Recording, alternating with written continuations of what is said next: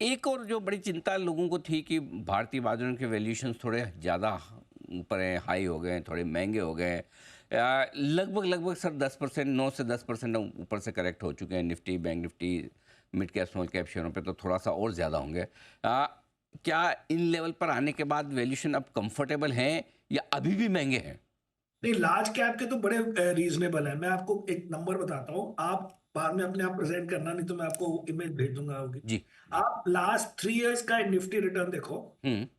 और उसको कंपेयर करो last 5 years, last 10 years, last 15 years, last 20 years, last 7 years, last 9 years. सबसे lowest last 3 years का है, हम्म। विच अच्छा। Is 12% per annum. Hmm. Okay, आज से 10 साल पहले, आज से 15 साल, आज से 25 साल, आज से 5 साल, आज से 3 साल, सब में देखो सबसे लोएस्ट 3 साल का है। फिर आप कहो कि नहीं, ये तो आप जान के लार्ज कैप इंडेक्स को ले रहे हैं, तो फिर आप लो NSE 500 इंडेक्स को।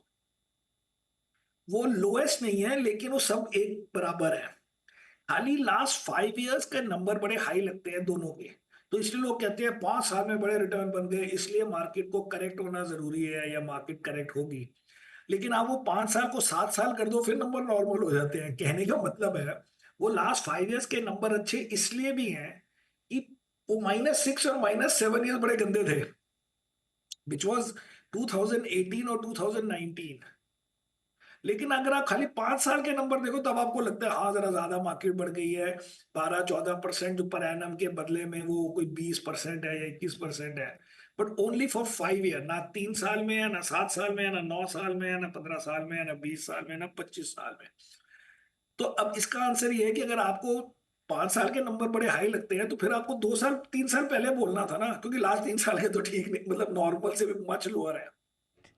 तो मुझे लगता है ये पुरानी स्टोरी चले जा रही है, क्योंकि कुछ स्मॉल कैप बड़े चले, कुछ मिड कैप बड़े चले।